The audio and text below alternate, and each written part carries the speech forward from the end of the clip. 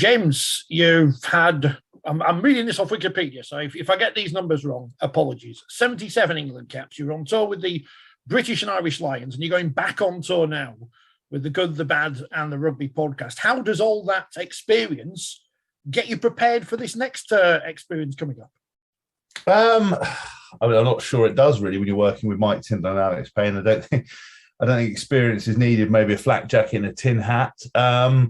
No, look, I think going on a 16-date tour is always fun. I mean, I went on a mini tour. I did 5 dates for my James Haskell show, so I've kind of experienced doing stuff solo. So I'm quite enjoy going on tour with the guys. And look, the Good Bad Rugby podcast has grown to, without sort of blowing on each other, the biggest rugby podcast in the world. And it's great to finally go out and link up with, all the fans that we haven't met because of COVID and various other things. We're going to 16 different cities, London, Northampton, Nottingham, Oxford, to Birmingham, everywhere. We're going up north. We do it. Dublin. We're going everywhere. And I think nice opportunity will be to go there, meet people, and get this kind of show on the road, try and entertain. We've got a raft of amazing guests as well to really kind of share the experience. I'm looking forward to it.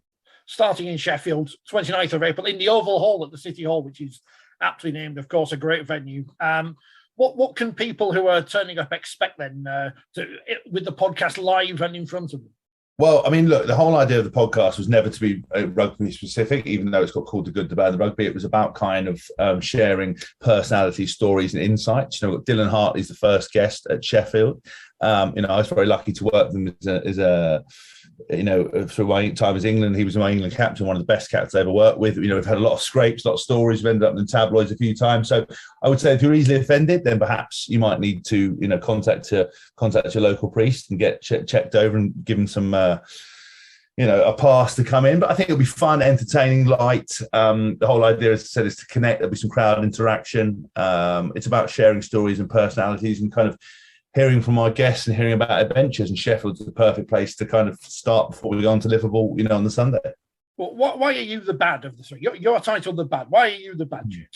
Well, I mean, you obviously don't know me if you don't know I'm the bad. I mean, I was never going to be the good, and I was never going to be the rugby because I don't know enough about rugby. I'm not good, so I'd say bad sort of fits perfectly. I mean, I'm unintentionally bad. I end up getting into a lot of scrapes, but my 2 books, What Flank and Ruck Me, are a catalogue of probably why I'm bad, but it's bad in a good way, not bad in a bad way, Well, you say then you've had scrapes in the past, and I'm guessing these are the kind of stories you'll be entertaining the masses with over the next few weeks.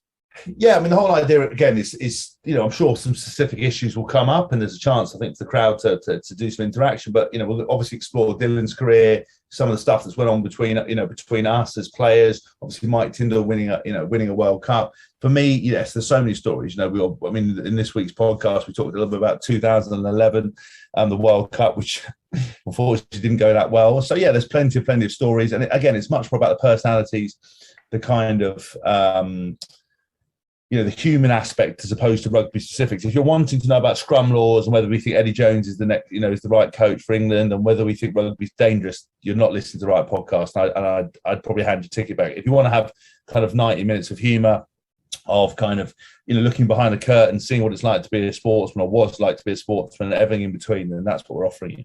How important is that, getting personalities over? I mean, I come from Rugby League, so I know how important it is in terms of my sport. In fact, people don't know who they are on the street these days. How important is it in rugby union that people on the street know who you and those who've come after you are?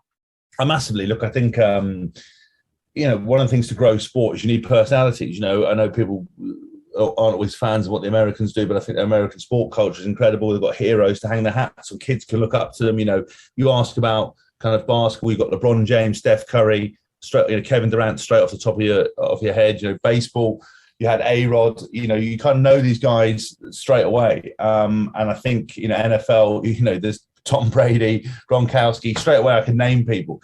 If you ask people about rugby players, they might know Johnny Wilkinson, they might know Joan Luma, or Joan Lomo. They might know a couple of other people, but we don't have personalities. And I think going on tour and the podcast is about kind of telling our version of the truth, because the media dictates a certain narrative. Actually, I think the media, most are pretty uninformed. They don't watch, they don't come down to training. They just pass judgment on games, which is very easy to do and get wrong. I think British media is pretty harsh. I think there are a lot of personalities, but they've got to feel free to be able to express themselves. And, you know, you have to remember that sometimes what you might hear isn't always palatable, but it's a story nonetheless. It's not saying it's a good thing, it's a bad thing, but it's a story. And I think in this culture we live in where everyone's mortally offended. Well, the vocal minority are offended and sort of very perturbed about everything. It's important to kind of, you know, have common sense, have fun, have a laugh, you know, show that people make mistakes, but, you know, they're good people at the end of the day. I'm looking at the podcast charts, as you say. You're the biggest rugby podcast in the world. You're top in Britain. The good news is, though, for me, because I co-present the Forty20 Rugby League podcast, we're actually above you in the Apple podcast charts in Mexico. So we have one advantage over you. Slightly below you in the UK. So I want some advice. What is it that makes your podcast so successful? I think, first of all, the chemistry between us. I think the fact that Alex Payne is an incredible presenter. You know, he steers the ship. He's very polished, very refined, and I think it kind of, you know, without him, the recipe wouldn't work. I think, you know, Mike is obviously, you know, a World Cup winner, married to a princess, and has a real in-depth knowledge of rugby, and is also, you know, one of the legends of the game, both on and off the field. And, you know, myself, I think, you know, I have a character. I'm outspoken. I've lived life to the full. I get myself into good things, good scrapes and bad scrapes all the time. And I think I'm not frightened to say how it is. And I think, you know, I do it in such a way without slamming, you know, the players and other people. And I think also, you know, you've got to remember that rugby is not a massive sport. You know, it's behind cricket in the UK, numbers wise, on social media, on profile, and I think also in financials. So, you know, if you're in it and you think we're amazing, that's great. But actually, we're pretty small fish. So you kind of got to make it accessible, make it fun.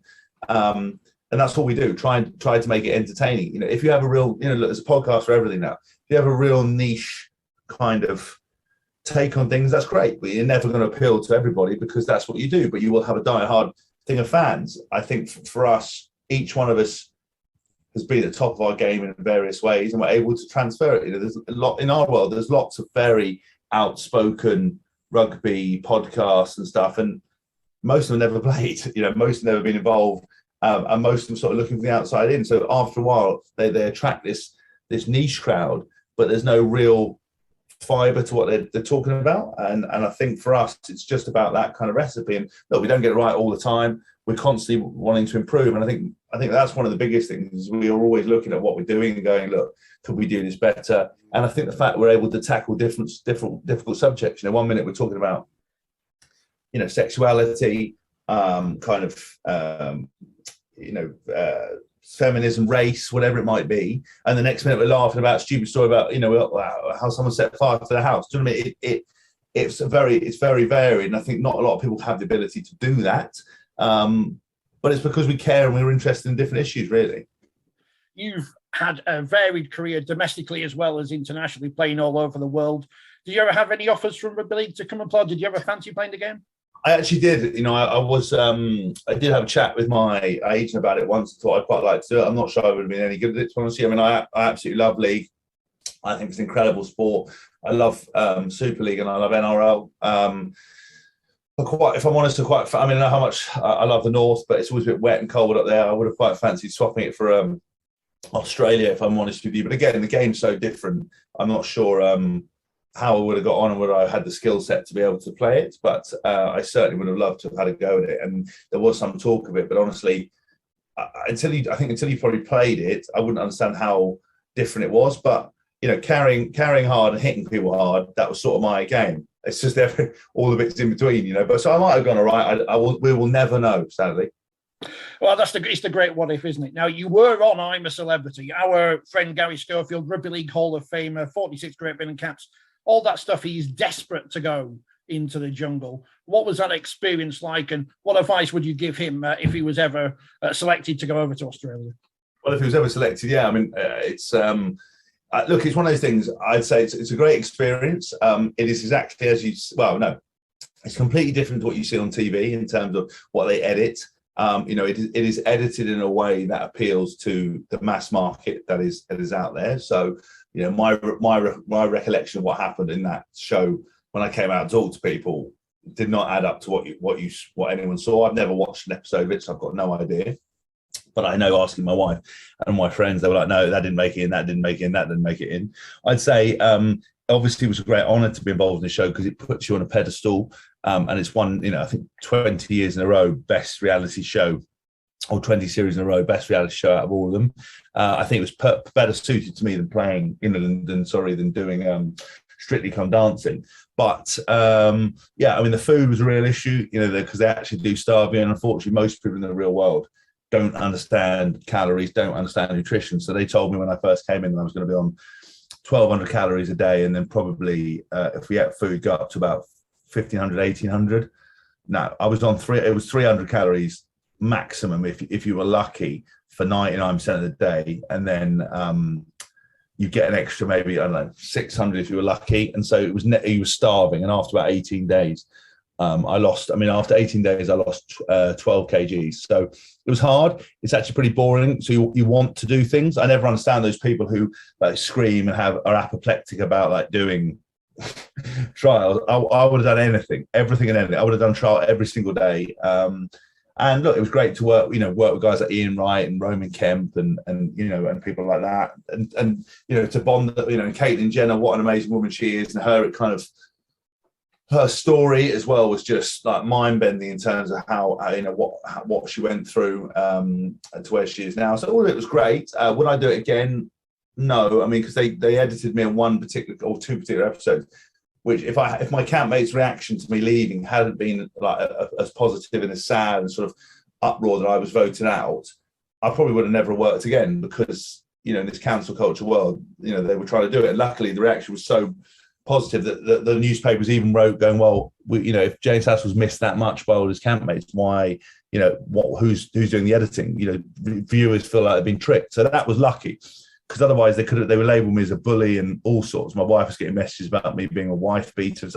So it's just one of those things. If you go, you need to be aware of the risk. And it is a bit annoying because, you meet lots of different people that it's their biggest life experience, And for me, it was like a pre-season camp, terrible facilities, loads of people you didn't meet, and terrible food. It was like I did that every year.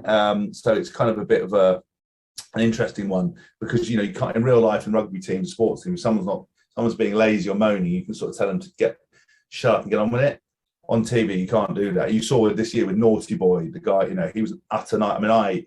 And he was just so difficult. And I don't know what I would have done. Spent a lot of time in the dunny talking to myself, going, "What, just stay calm, stay calm."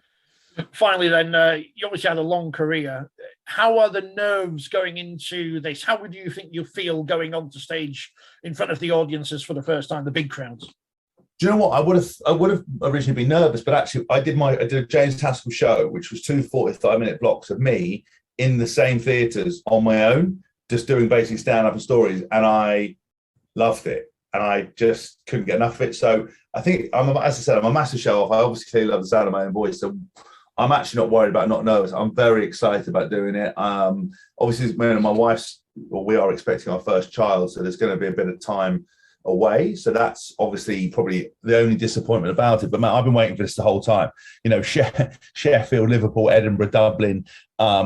It's going to be a mad adventure. I'm planning on staying out of the Daily Mail column of shame and staying out of trouble and trying to make the best content and meet the fans and give them the best experience. And there are, we think we're 80% sold out across everywhere, but there are some tickets still available. So if anyone wants to come and see him, please do, because I promise you will not be disappointed. Well, James, I keep my fingers crossed that A, the tour successful, and B, you stay out of the Daily Mail. Goodbadrugby.com has all the details of the tickets, and very best of luck with the tour. Cheers, mate. Good luck with the podcast.